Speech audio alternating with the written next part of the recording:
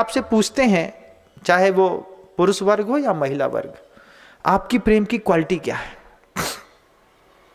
प्रेम तो चाहते हैं, लेकिन अगर आपके पति को सफेद दाग मुंह में निकल आए, थोड़ा सा सांवला है और बिल्कुल सफेद दाग, झक सफेद दाग निकल आया पूरे शरीर में, उसके बाद आपका प्रेम आपके पति पे टिकता है? पति से पूछेंगे कि अगर आपकी पत्नी को सफेद दाग निकल जाता है तो सफेद दाग निकलने के बाद क्या आपके प्रेम का परिवर्तन नहीं होता? लगता है ना। मान लीजिए आपकी पत्नी को कर्म के उदय से आपने 5, 7, 8 साल की जिंदगी बहुत अच्छी जी, और फिर अचानक पैरालाइज्ड हो गई आपकी पत्नी। अब हाथ नहीं उठ रहा, पैर नहीं उठ रहा, मुंह थोड़ा सा टेढ़ा हो गया है, थोड़ा सा घिसट करके चल रही है। उसके बाद जीवन कैसा जीते हैं आप? क्या ब्रह्मचर्य वाला जीते हैं? नहीं महाराज जी, ब्रह्मचर्य वाला तो नहीं जीते। फिर पत्नी कैसे सरवाइव करती होगी? पत्नी कैसे अपने आप को अंडर कंट्रोल रखती होगी, या पति अपने आप को अंडर कंट्रोल कैसे रखते होंगे? इन सब चीजों में एक बार सोचिएगा बस, क्योंकि जैन साधु ही है जो इस तरीके के विचार के लिए आपके पास कुछ शब्द शक्तियों को रखता है। कहता है कि सोचो, आत्ममंथन करो, टटोलो कि जिस क्षुद्र दुनिया में हम जी रहे हैं, उस क्षुद्र दुनिया में हमारी कोई भी चीज क्वालिटी प्रोडक्ट नहीं है।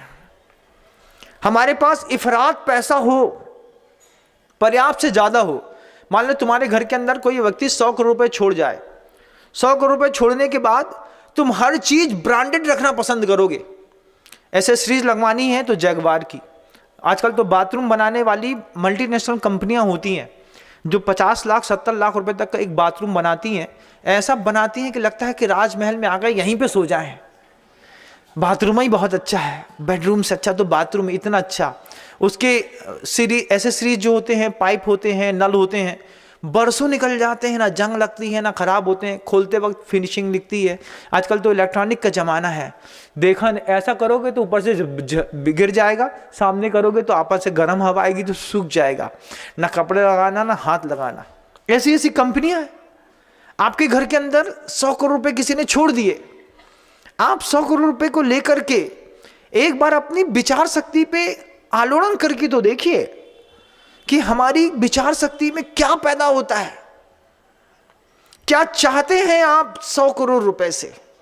किस स्तर का चाहते हैं? फिर आप पता करेंगे कि अगर मेरे घर के अंदर 100 करोड़ रुपए होंगे तो हम हर चीज घर के अंदर ब्रांडेड रखेंगे। जब आप हर चीज ब्रांडेड रखने के लिए तैयार हो गए 100 करोड़ रुपए में से, तो फिर आपके विचारों में जो ब्रांडेड पना नहीं आ पा रहा है, ये विचारों में ब्रांडेड आप कब बनेंगे? 100 करोड़ रुपए वाला, हमने एक अभिनेता देखा, इतने बड़े फेम पे पहुंचने के बाद वो बीड़ी फूंकता है। वो बीड़ी फूंकना है, जैकी भाई है ना, उनको बीड़ी फूंकने की आदत है। अब कोई आदमी सोचता है इतनी बड़ी पोजीशन में पहुंचने के बाद भी जो रिक्शा वाला फूंकता है वो तुम फूंकते हो। इसका मतलब है कि तुम विचारों से कभी ब्रांडेड नहीं बन पाए। जैन शासन विचारों से ब्रांडेड बनने के लिए बार बार प्रेरणा देता है। हम बड़े शर्ट ब्रांडेड पहने या ना पहने, लेकिन हमारा विचार इतना हाईफाई और ऊंचा और समृद्ध होना चाहिए, हमारी संकल्प शक्ति इतनी ऊंची और अच्छी होनी चाहिए। जब हम अच्छे विचार, ब्रांडेड विचार लेकर के मंदिर के अंदर पहुंचते हैं, सोले की धोती दुपट्टा पहने, हमने देखा बिल्कुल यहाँ के मटमैले। हमने एक सज्जन से कहा, देखो उसकी दुपट्टा कितना गंदा है, तो उसने हमको अच्छा जवाब दिया। उसमें काले काले काले काले काले बहुत सारे दाग लगे थे, जैसे मतलब पुराने धोती दुपट्टे में पानी पड़ जाए तो उसमें फफूंद लग जाती ऐसे। तो बोलते महाराज जी सब कपड़े साफ सुथरे हैं, जो सब लोगों के दिमाग सिर में डाई लगाते हैं ना, तो डाई के कपड़े के दाग कपड़े में पड़ गए हैं, इस चक्कर में कपड़े खराब दिख रहे हैं।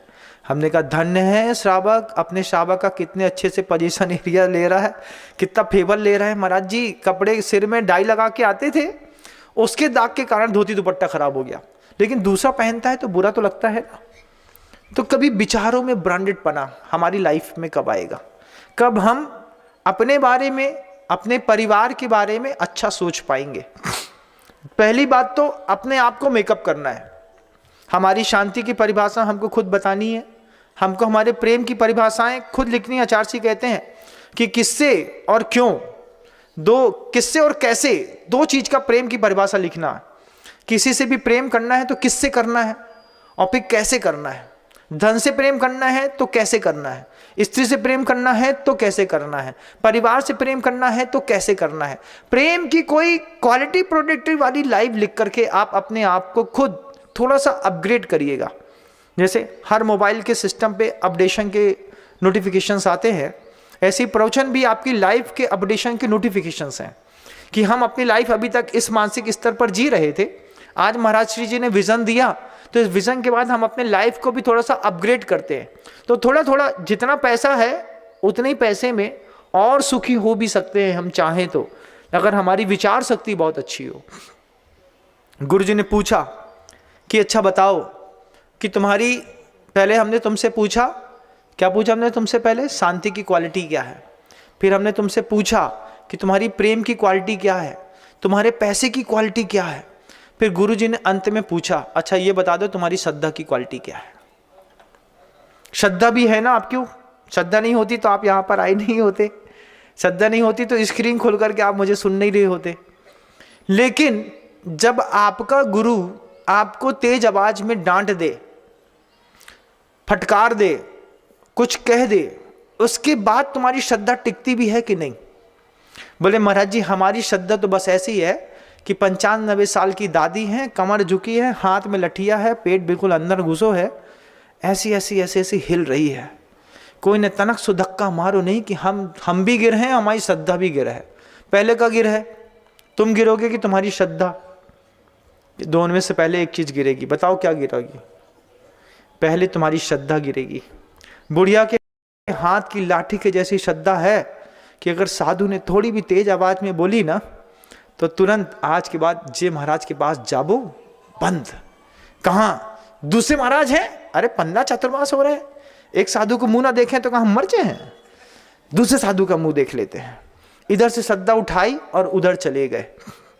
लेकिन हम लोग सोचते हैं अपने व्यक्तिगत जीवन को कि गुरु जी ने हम लोगों को कितनी बार कितना तेज डांटा, इतना तेज डांटा, कभी सबके सामने डांटा, कभी अकेले में डांटा।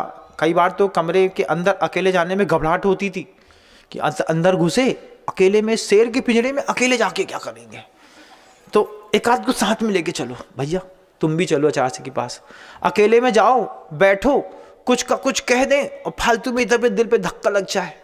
महापुरुष इतनी सी बात कहते हैं तो वे कहते इतना सो लगा इतना गहरो है, जैसे बंदूक की गोली होती है ना, इतनी छोटी सी घुसत है तो इतना सो छेद करत है, लेकिन पीछे से जब निकलत है तो इतना मतलब फाड़ देती है। ऐसी आचार्य जी के शब्दों से अकेले में डर लगता था। अकेले में जाकर के गुरुजी के पास बैठे और मान लीजिए गुरुजी ने चमका दिया तो फालतू में इतनी सी गोली 3-4-5 दिन तक रोटी खराब हो जाएगी, फिर चेहरे की पूरा तेज खराब हो जाएगा, फिर धर्म ज्ञान खराब हो जाएगा।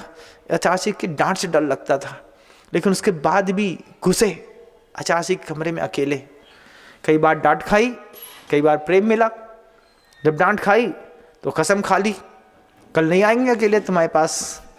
क्यों, तुम अकेले में डांटते हो हमको, मैं तो नहीं आने वाला।